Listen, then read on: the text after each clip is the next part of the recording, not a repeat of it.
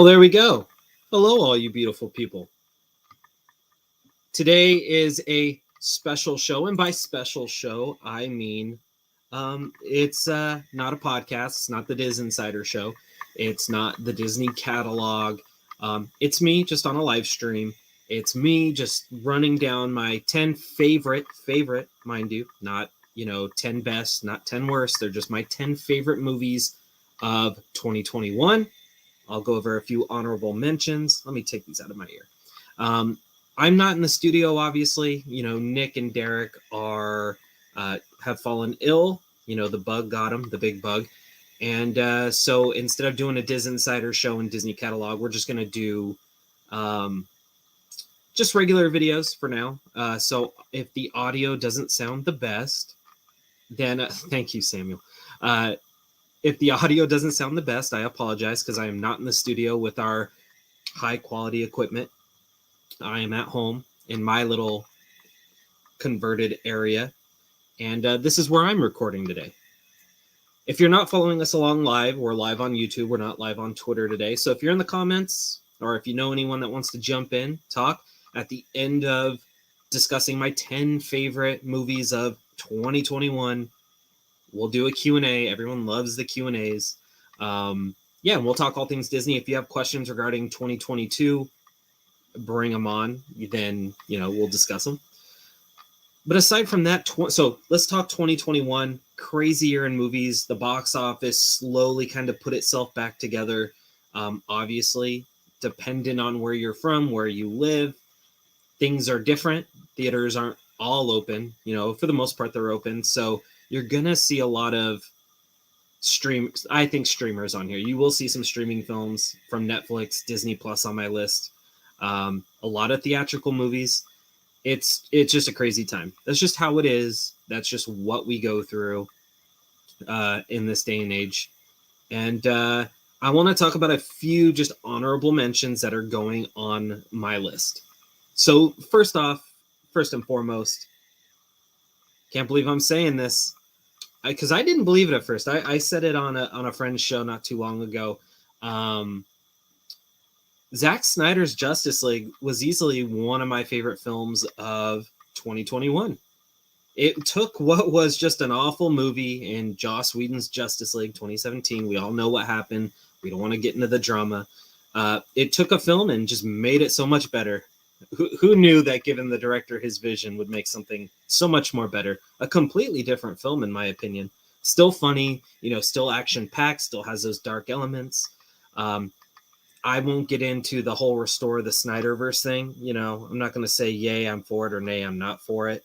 But it's cool that people who fought for a Snyder cut, got it, because that was a huge movement in not only comic book movies, but just in the entertainment industry in general. That's what got that made. So it's just so good. Like Ben Affleck was great. Gal Gadot's great. It's probably Gal Gadot's best performance in that cut. I think she's better in that than Wonder Woman 1984. You can make an argument for the first Wonder Woman. The Flash is so much better. Cyborg's a little more fleshed out. Darkseid was a much needed addition because Steppenwolf's still not a cool villain, but Darkseid presented a threat. And obviously, it kind of opened the doors for other films within the Snyderverse. I don't know if WB will decide to take those on. Whether or not they will or won't is a totally different conversation in and of itself. So Zack Snyder's Justice League, that's an honorable mention. Another honorable mention that pains me not to put it on this list because I watched it the other day and I was just like, oh, it's so amazing, is Black Widow. I didn't realize how much I love Black Widow until I watched it on Christmas, the day after Christmas, I believe I watched it. And it's just so good. Florence Pugh is such a great addition to this world as Yelena Belova. She was awesome in Hawkeye and her return. We all knew she was going to be in Hawkeye. Scarlett Johansson finally gets the movie she deserves. I wouldn't want to get into the controversy regarding, contracts and what led to that, whether it was her or Disney or Bob Chapek or Marvel Studios, which it wasn't, by the way. But it's a great movie. I had no issue with Taskmaster being changed up a little from the comic books, being the daughter of the villain, let's say. And David Harbour's Red Guardian. I would love to see a Red Guardian series movie. I don't care. Just give it to me. I don't care if it's a series or movie with any of these characters. Spin them off. Do it. I'm all for it. But yeah, Black Widow is just fantastic. I had just such a ball watching it.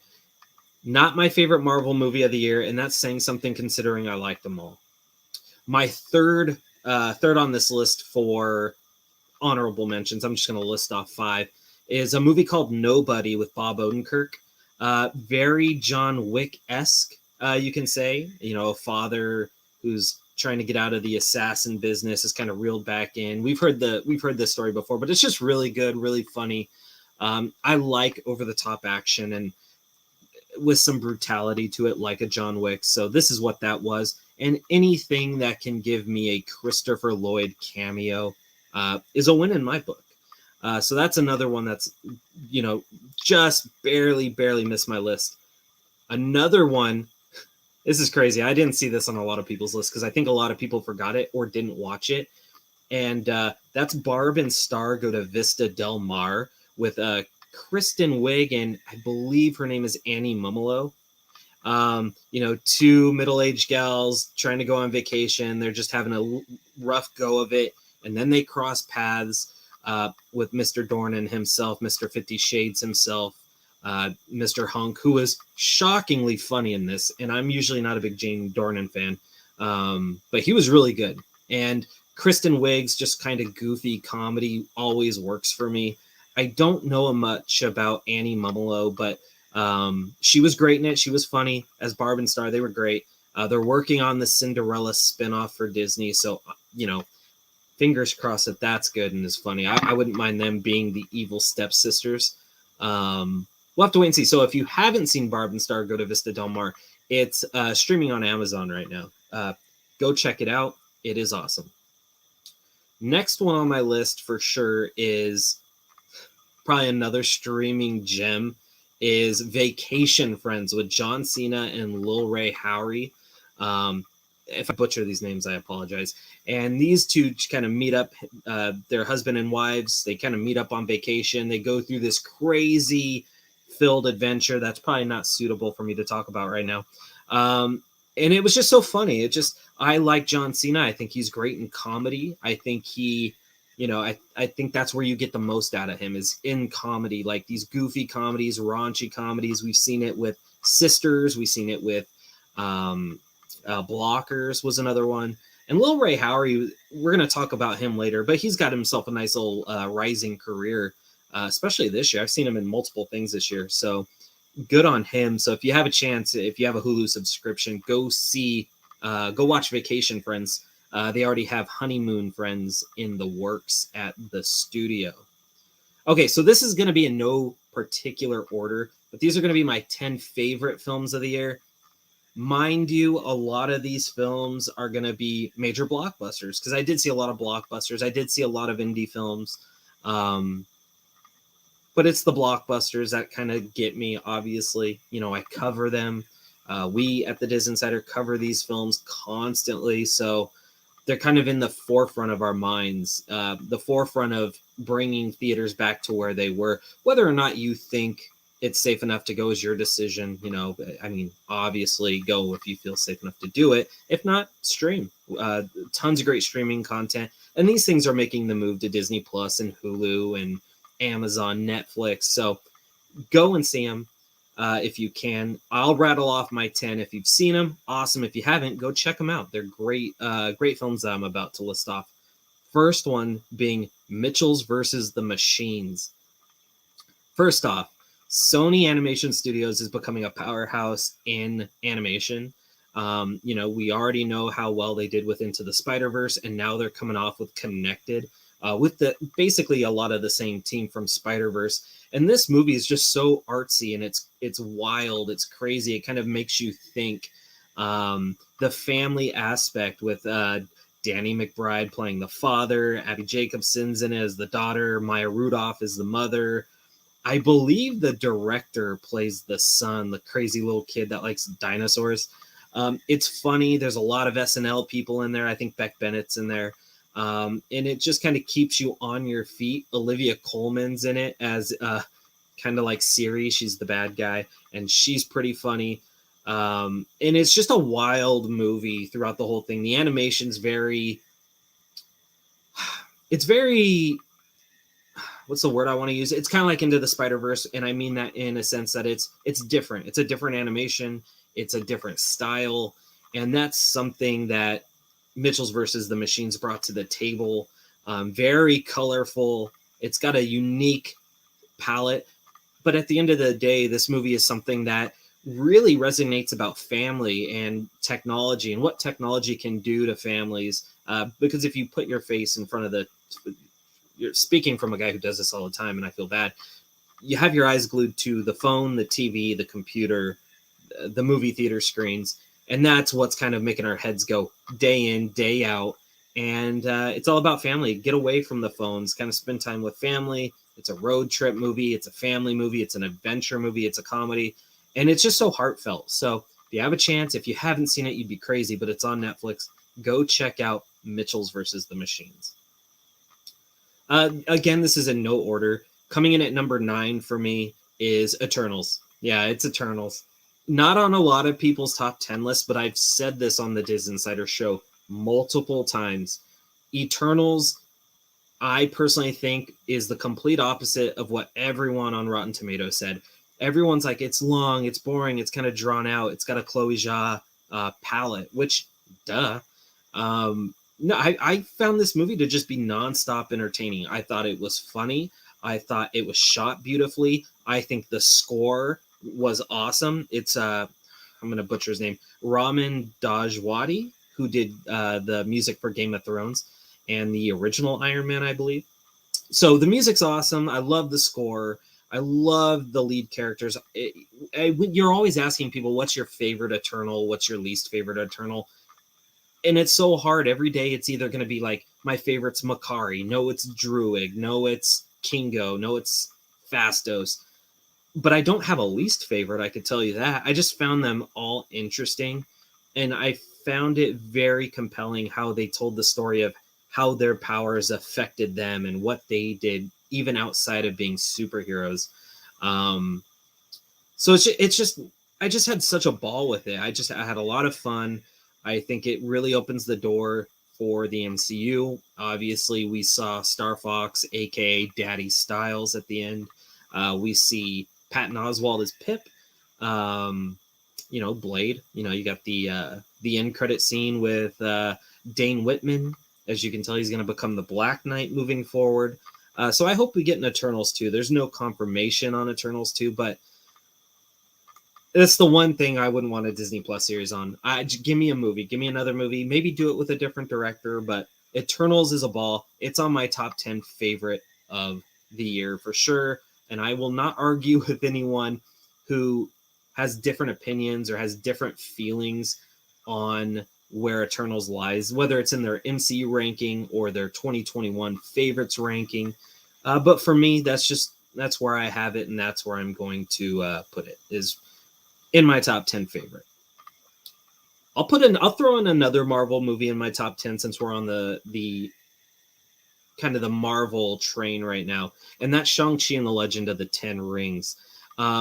Derek and I went and saw this like about a week early, I believe, or 2 weeks early. We were invited to a screening, went to the screening, and our jaws were just dropped. We kind of felt it was a mix of Avatar: The Last Airbender, Pokemon, Black Panther, mixed with every Jackie Chan movie you can think of. It's just a martial arts movie in its core. There's really great characters, especially Tony Leung as Wenwu, aka the Mandarin. He was awesome. Don't like what they did with him at the end, but that's here nor there. Really liked how Michelle Yeoh came out. It's great to see Michelle Yeoh in anything, but she played this cool little aunt role to Shang-Chi and his sister, who was also awesome. Don't ask me to say her name because I'm going to butcher it, but she was cool. There's rumors that she gets her own series, so that would be kind of cool. We saw the post-credit scene for that. It's all about the action scenes with these movies. I like kung fu. It is something that I've always enjoyed. I love Jackie Chan films. I love Jet Li films. I love the Ip Man films. So this kind of played with my sensibilities in martial arts films. And I really liked the visual effects. I thought the visual effects were great in this, by the way. You're bringing these dragons and creatures to life. It was so cool. And I mean, whether or not you're a fan of, what's his name? Ben Kingsley as whatever his character's name is, I always forget. Whether or not you're cool with that character being the goofball character in the movie is here nor there. I thought it was okay. Of course, the little faceless dog with wings is cute, which also has just a straightforward name. If someone knows, say it in the comments. I couldn't tell you. Not really much I would say on Shang-Chi. Let's stay on the Marvel train. Where would I be if I didn't put Spider-Man No Way Home on this list?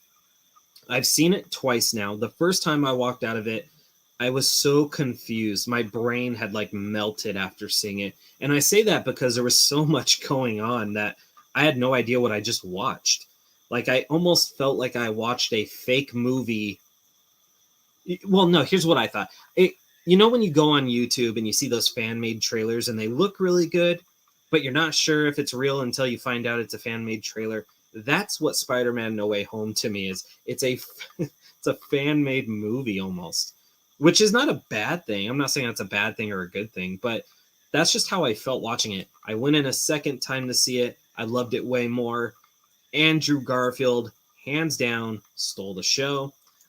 Spoiler alert, if you haven't seen it, well, shame on you. Tobey Maguire, it's cool to see him back, but Andrew Garfield stole the show for me, only cementing that fact that he's the best Spider-Man to me. Tom Holland was great, though. This was Tom Holland's best performance in the MCU. Really dug deep emotionally, especially towards the last act of the film.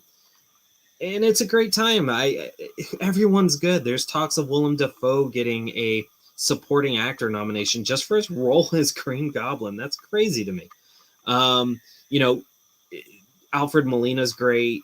Jamie Foxx is better. He's whatever. Jamie Foxx. I didn't mind Jamie Foxx in the Amazing Spider-Man 2. He's much better here, but it's just Elektra's kind of a whatever character to me. But Jamie Foxx is cool, and I'll watch anything with him in it. So I'll kind of throw that to the side.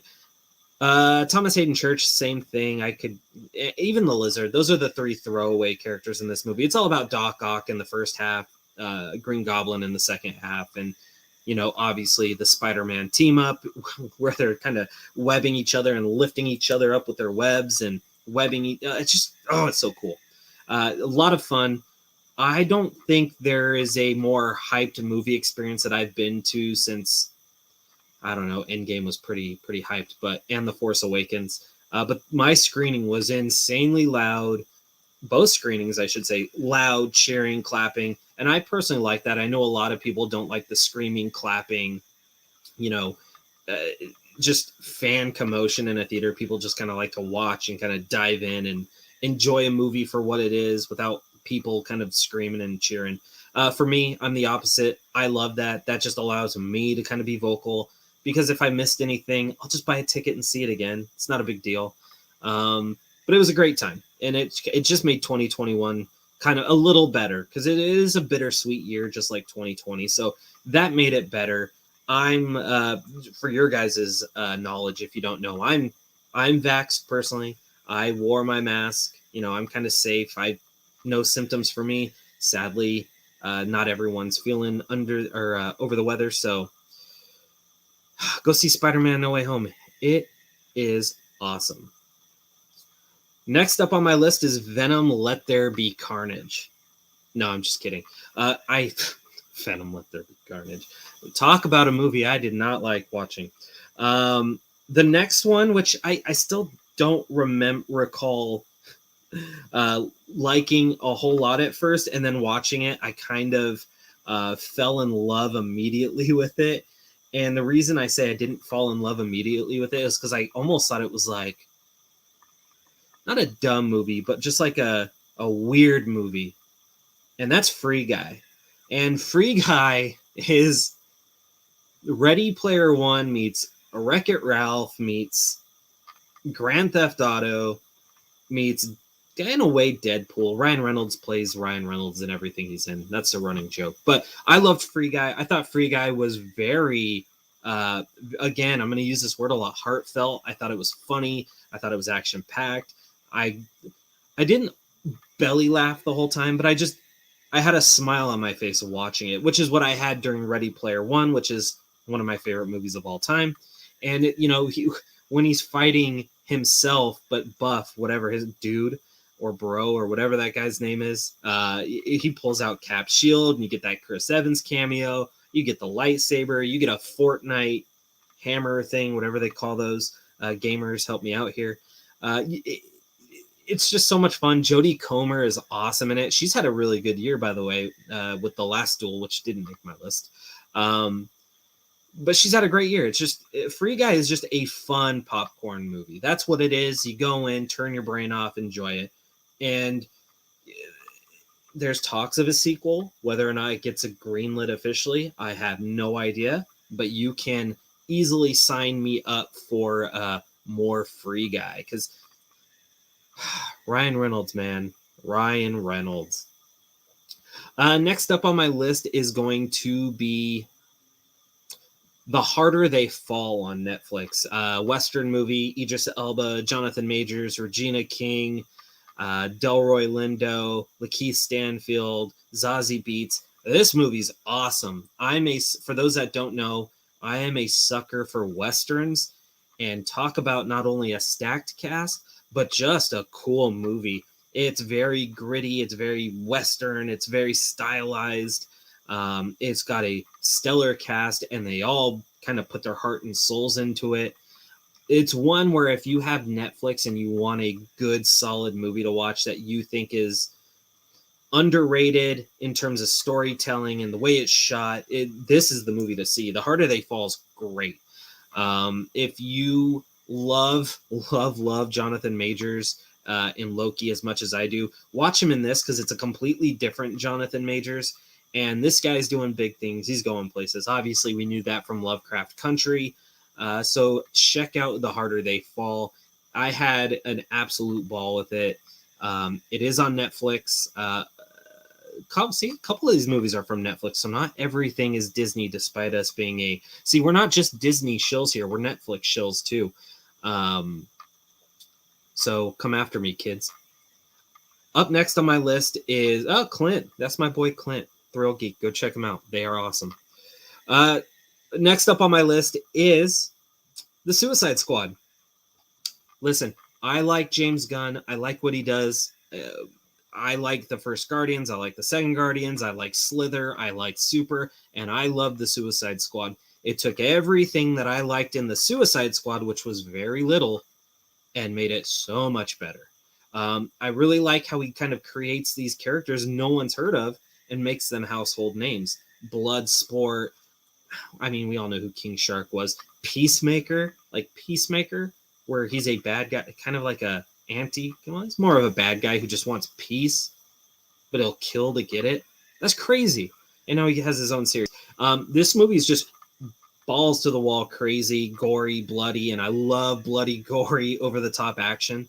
It's really, really sad in a weird way. There's times where these characters were dying off, and I'm like, oh man, I really liked that character. I thought Idris Elba did a great job kind of leading this film. Just talked about him with The Harder They Fall. The dude's just having a great year. It's got a stellar cast. I think Joel Kinnaman was much better in this, and it might even be my favorite performance he's done, because I'm not a big Joel Kinnaman fan outside of The Suicide Squad. I really liked Weasel in the short amount of time we saw him. I thought he was a goofy-looking character. Of course, Sean Gunn playing these anthropomorphic characters. He did it with Rocket. He's doing it here. I thought that was cool. I really liked the short amount of time we got with some of these other Suicide Squad members, whether it was Javelin. I'm going to pretend like I know these names. Pete Davidson, Assassin Guy, Captain Boomerang, Alien Girl, whose name I can't remember. Is it Mongol? Michael Rooker, long hair rock star guy, whatever his character's name is. I liked him. I thought it was funny. I don't think you needed that huge team in this movie. I thought the characters they went with were perfect. Can we just say that Amanda Waller is a crazy, crazy character? She is absolutely crazy in this movie. Starro was a whatever villain. Harley Quinn's cool. Margot Robbie is Harley Quinn to me next to Tara Strong. Yeah, Suicide Squad. Check it out. I'm sure you guys did check it out. It's on HBO Max. Why wouldn't you check out the Suicide Squad? It is hardcore action. How mad would you be if I told you Mortal Kombat was on this list? Would you get mad? Because it's not. Neither is Fast 9 or Jungle Cruise, unfortunately. I really liked Wish Dragon. I'm kind of going through my list here, and I'm like looking at some of these 10 that I have, and I'm just like, man, I wish I could put more on here. So I'm going to move a couple of these around. I'm looking at them. I'm going to go Without Remorse, starring Michael B. Jordan. If you don't know what Without Remorse is, it's a Tom Clancy movie. Michael B. Jordan plays this main character. His wife is killed, pregnant with their child, and he goes on a one-man wrecking crew to find out what happened. I love those kinds of movies. I love revenge movies. Like, I love Taken. I love Death Wish, not the Bruce Willis Death Wish, so don't come at me. But I like revenge movies, and I love Michael B. Jordan, Daddy B. Jordan, what we call him here at the Diz Insider. It's just such good action. It really kind of cements Michael B. Jordan as an action star. Like, we knew, like, as Killmonger, he does great in what he's given in an action movie, but here is where he's taking out special forces guys. He's killing people with guns. He's beating people up with his bare hands. He's lighting cars on fire, sitting in that car and like basically arguing with a guy in a car while on fire. And then he gets out of the car and then the car explodes. Oh, it's just wild. And there was a crossover with Jack Reacher with, who's Jack? Or not Jack Reacher, Jack Ryan with John Krasinski, which would be awesome. So Without Remorse is another Amazon streamer, so go check that one out. I'm going to go with, for favorite, you're probably thinking, man, why isn't like Pig on here? Or why isn't The Last Duel on here? Or West Side Story? They're good movies. Favorite, when I say favorite, I mean just kind of things I just had a ball and giggle. Like, when I go to watch a movie, I want to be transported out of my world that I live in and go somewhere else. And these are kind of the movies that do it for me. But I will say this. I really liked Tick, Tick, Boom with Andrew Garfield. Musical / biopic. It's just really good. Lin-Manuel Miranda directs. And who's having a better year than Andrew Garfield, really? It's Andrew Garfield. But he really kind of shines here. And I really hope he gets the Academy Award nomination for Best Actor. I think he's deserving of it. Again, another streaming flick, so go check that out. A lot of fun there. What is that, 7, 8? Because I can throw the last 3. I can do the last 2. So let's run these down. Okay, so we did Shang-Chi. We did No Way Home. We did Shang-Chi, No Way Home, The Suicide Squad, Without Remorse, Mitchell's versus the Machines, Tick, Tick, Boom, The Suicide Squad. Did I say The Suicide Squad? So we'll do 3 more, and then we'll go to a Q&A if we have enough people in here. I don't know if we have enough people in here to do a Q&A. So number 3 on my list, and I'm going to get so much flack for this, but it's Being the Ricardos. And trust me, it's not for Javier Bardem because he looks nothing like Ricky Ricardo outside of the fact that he's not even Cuban. Nicole Kidman is great. I was kind of skeptic with Nicole Kidman. Everyone wanted Deborah Messing to play Lucille Ball. But Being the Ricardos follows Lucy and Ricky during the time where Lucy was being accused of being a communist. And it was just really good. It just kind of gave you an idea of how they made these series and what Lucy and Ricky went through, because the normal fan of Lucy and Ricky, or I Love Lucy, just knows them as the American Cuban, the all-American couple that just kind of bantered and had fun. But behind closed doors, there was just a broader issue going on, not only within their marriage, but with Lucy personally and everyone around her. And what made Being the Ricardos so good is I like how it bounced back and forth between the people that actually worked on the show who are alive today and kind of flash back to what they were talking about with Nicole Kidman and J.K. Simmons as William Frawley. It was just I liked it. And I know a lot of people didn't like it. And I know it's because of Javier Bardem. But for me, it worked. Okay, so number 2, I think I have 2 more on this list. I took a flight to North Carolina over the summer, and I had to do it for a business trip. And I needed to download a movie really, really, really quickly. And I was like, oh man, what am I going to watch? What am I going to watch? And I was in the mood for animation.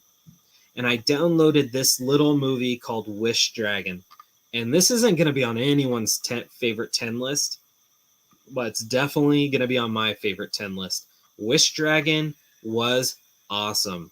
It's basically a style of Aladdin. It's this little dragon that comes out of this like golden tea kettle, and it's Harold and Kumar, John Cho? Is it Cho?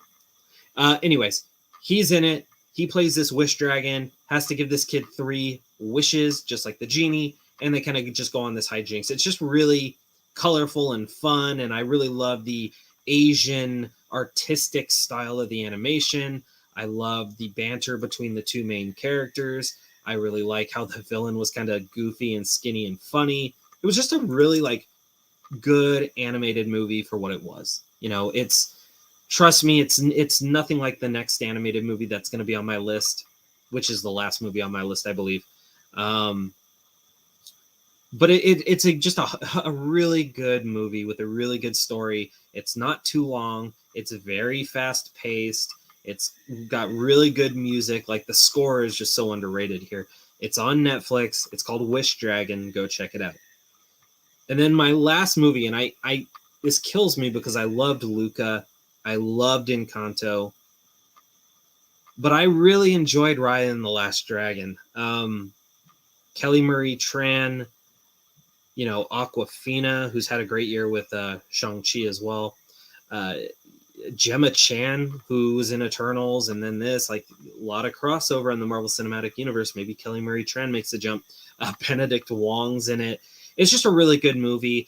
I love, again, martial arts movies, action movies, and this is what that was. And I really loved the story of this adventure between Sisu and Raya, and this journey, and the main villain being, her, at what seemed to be her childhood friend turned enemy, kind of double crossing her and double crossing the dad and the family. It's just a really good, just a journey type of movie. It's like an Indiana Jones meets Mortal Kombat for kids. That's probably not the best description, but that's how I can describe it. But I had so much fun with Raya and the Last Dragon. Looking back at it, I liked it more than I probably should have. And I only say that because Encanto is so good and Luca is so good. There's a bunch of other animated films that are even deserving to be on my list, but it's hard. There's so many good movies this year, and there's a bunch that I miss. I loved A Quiet Place Part 2. I loved King Richard. I loved Power of the Dog, which with Benedict Cumberbatch and Cody Smith McPhee, which is awesome. It's a Western. It's great. Those Who Wish Me Dead was one that I liked that not a lot of people liked. It was Angelina Jolie trying to protect a kid from these assassins. That one was pretty cool.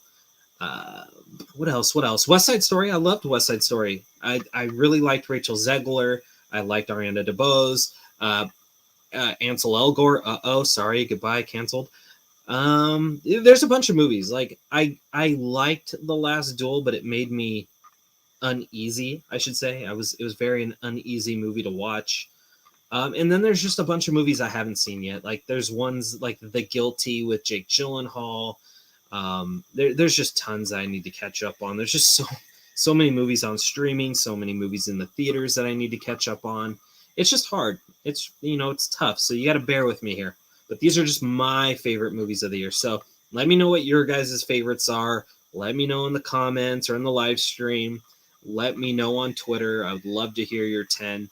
I'm sure I'm missing a bunch of movies, and maybe I haven't seen anything that you've seen, and maybe I need to go and watch it. Let me know. All right. Like I said at the top of the show, the top of the stream, I should say, is I will take some questions via the live chat. And we'll knock this out, and then we'll call it a day. And then hopefully next week, Derek and Nick will be better, and I will be in the studio where I belong. Again, what is up, Clint from Thrill Geek, a really good website, YouTube channel that does cover theme parks and resorts. Go check them out. They're all over Twitter and Instagram and YouTube, so give them the follow. I do see some questions pouring in. Oh, it looks like I'm going to get some Snow White questions. Here we go. Who might be playing the 7 dwarfs in Snow White, and is Harry Styles up for the role of the prince? I won't comment on the Harry Styles thing, because as far as I know, there is a short list. Whether he's on that short list anymore, I have no idea, to be honest with you. In terms of who can be playing the 7 dwarfs, I've said this before, there was a rumor long ago from someone who's actually quite in the know when it comes to Hollywood, is that Ryan Reynolds was being looked at to play one of the 7 dwarfs, which I think would be kind of cool. I don't know if they can get him and afford him to play a dwarf, but who knows. We had heard that the little actor from the Pirates of the Caribbean movies, it's going to kill me that his name's not popping up in my head and I can just see it. So if someone knows, let me know, that he was a part of the production at some point. Whether he's a part in terms of, stunt work, which he's done before, I don't know. But I had heard he had a role in the movie. Whether or not anyone else is attached, that I don't know, unfortunately. What is the next Marvel show? The next Marvel show is Moon Knight. Am I looking forward to Turning Red? Personally, I think it looks a little silly and not up to Pixar's usual quality. See, I think it is up to Pixar's quality. Both trailers were really good. It's a unique story about a young girl who gets too emotional and turns into a giant red panda. That is totally what Pixar does. They take these wild stories or wild concepts and turn them into gold, basically. And that's what Turning Red looks like it's going to be. I'm sure we'll get another trailer here pretty soon, as it's coming out in March. So I would assume we get a new trailer. And I think it is up to Pixar's usual quality. Same thing with Lightyear. When is Bunked Season 6 coming back to Disney Channel? In the summer. Which is funny you ask that, because I'm usually not the Disney Channel guy, but we covered Bunked not too long ago. So they come back in the summer for Season 6. Oh, good question from Nick. Which film did I like more, Cruella or Jungle Cruise? That's a tough one. I'll tell you this. I think the acting is better in Cruella. I think Emma Stone and Emma Thompson outshine anyone in Jungle Cruise in terms of their acting ability. Within their movies, I should say, not in general. But Jungle Cruise was more of a popcorn, turn my brain off type of movie. So I'm going to go Jungle Cruise.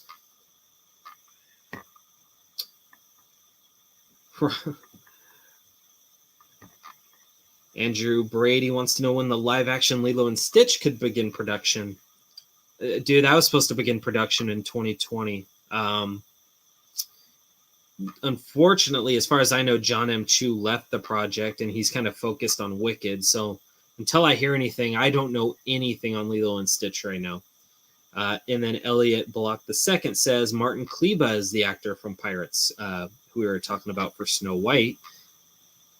Do I think Peter Pan and Wendy will be a 2023 release, since we didn't get much of it on Disney Plus Day? Yes, I do. I think this is going to be early 2023. I'm thinking like February. Which is sad because I think Peter Pan and Wendy is the perfect December 2022 release. We are expecting a Disney press kit for 2022 any day now. So as soon as we get that press kit and we're available to share news on 2022 from the Disney company, we will let you know. I know nothing about Raven's Home, Bo. I am so sorry. Yeah, a lot of people like Cruella better than Jungle Cruise. I just happen to be on the opposite end of that. Do I think Hocus Pocus 2 will be a hit or a miss?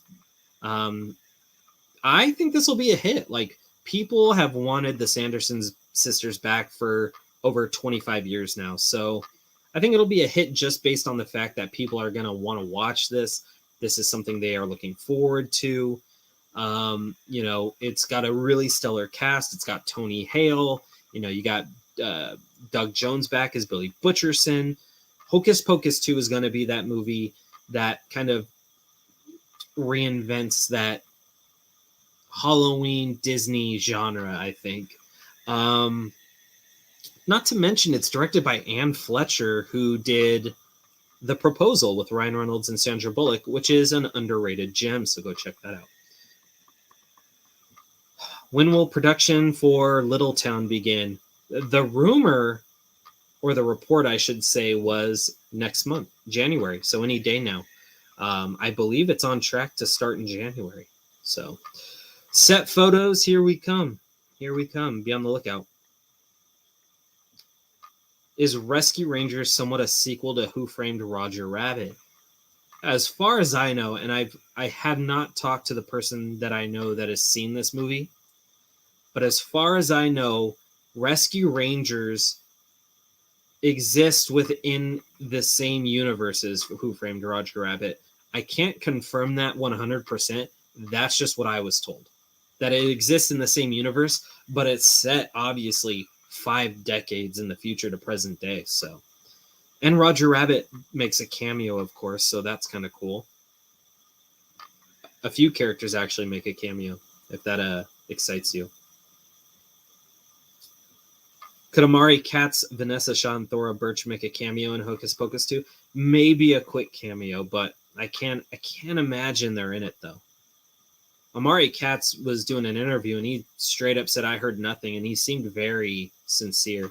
Usually I don't believe actors when they say, I'm not a part of that project, when clearly they are.